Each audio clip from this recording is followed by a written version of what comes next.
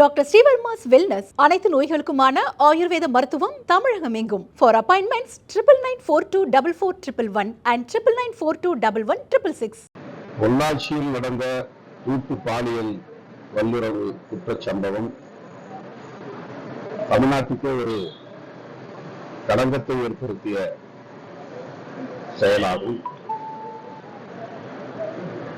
இது போன்ற கூட்டு பாலியல் வல்லுறவு குற்றங்கள் இனி தமிழ்நாட்டில் மட்டுமல்ல இந்தியாவில் எந்த நிலையிலும் நடக்கக்கூடாது என்ற அளவுக்கு இந்த தீர்ப்பு அமைந்திருக்கிறது. இந்த தீர்ப்பை வழங்கிய நீதிபதி அவர்களுக்கு என்னுடைய பாராட்டுகளை வாழ்த்துக்களை தெரிவித்துக் கொள்கிறேன்.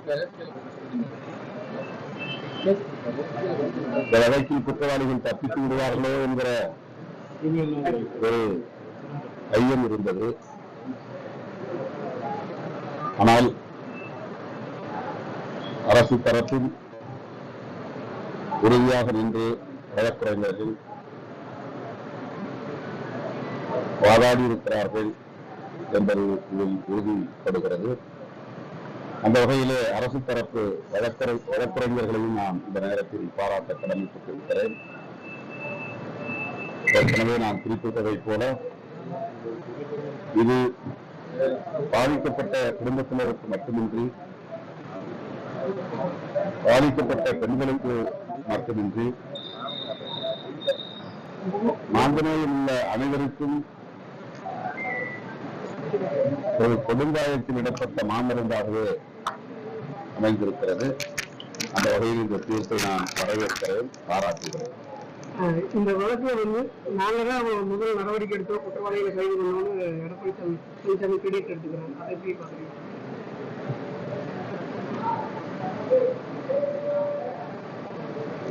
திமுக, அதிமுக அல்லது விசிக என்று உரிமை கோருவதில் எந்த நியாயமும் இல்லை. சான்றுகள் வலுவாக இருந்தன. குறிப்பாக செல்போன்கள் மற்றும் இதர சமூக வலைத்தளங்களில் அவர்கள் பதிவு செய்த தடயங்கள் இந்த தண்டனைக்கு ஆதாரங்களாக இருந்தன. ஆகவே அவர்களால் தப்பிக்க இயலவில்லை. அதிலிருந்து அவர்களால்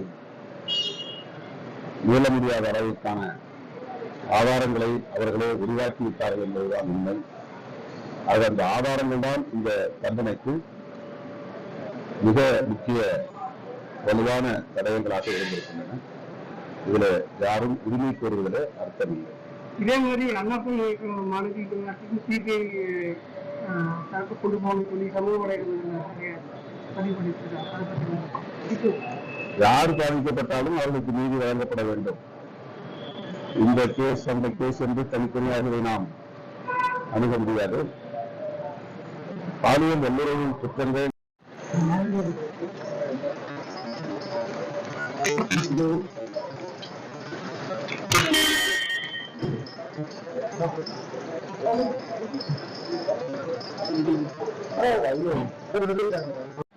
மாநில அரசு ஆகியவை தீவிரமாக சிந்திக்க வேண்டும். ரம்மி போன்ற விளையாட்டுகளை தடை செய்ய வேண்டும் என்று கோருகிற அதே வேளையில் சமூக வலைத்தளங்களில் பரவுகிற ஆபாச வலைத்தளங்களில் விளம்பரங்கள் போன்றவற்றை தடை செய்ய வேண்டும். இந்த வலைத்தளங்களை முற்றாக பயன்படுத்தாத அளவுக்கு ஒரு கட்டுக்குள்ளே கொண்டு வர வேண்டும். ஒன்றிய அரசுக்கும் கூடுதல் பொறுப்பு இருக்கிறது, மாநில அரசுக்கும் பொறுப்பு இருக்கிறது. ஆகவே பாலியல் குற்றங்கள் பெருகுவதற்கு இவையும் முக்கியமான காரணமாக உள்ளன என்பதை கருத்திலே கொண்டது. தொடர்ந்து பள்ளிகள் வந்து பார்த்தீங்கன்னா RSS பயிற்சி வகுப்பு நடத்திட்டு இருக்காங்க. அதை பற்றி இன்றைக்கு நேற்றுக்கல்ல அவர்கள் இயக்கத்தை உருவாக்கிய காலத்திலிருந்து பள்ளி கல்லூரி வளாகங்களை தங்களின் பயிற்சி பாசறைகளாக மையங்களாக பயன்படுத்தி வருகிறார்கள். நான் சென்னையில விடுதியில் தங்கியிருந்த போது ஒரு கல்லூரி மாணவனாக என்னுடைய அறைக்கே வந்து RSS தொண்டர்கள் மாணவர்களை அழைக்க வந்த நிலையில் என்னையும் பயிற்சிக்கு வாருங்கள் என்று அழைத்திருக்கிறார்கள். இது எனக்கே அந்த அனுபவம் ஏற்பட்டிருக்கிறது. ஷாகா பயிற்சி பள்ளி வளாகங்களில் அதிகாலை வேலையை நடத்துவது அவர்களின் வாழ்க்கை. அது இன்றும் தொடர்கிறது.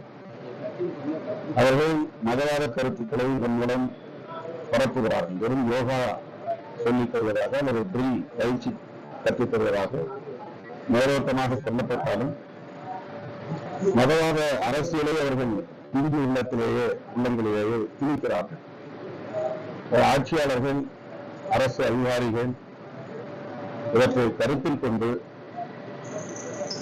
பள்ளி கல்லூரி மாணவர்களிடையே பரவக்கூடிய மதவாத அரசியலை தடுப்பதற்கு நடவடிக்கைகளை மேற்கொள்ள வேண்டும்.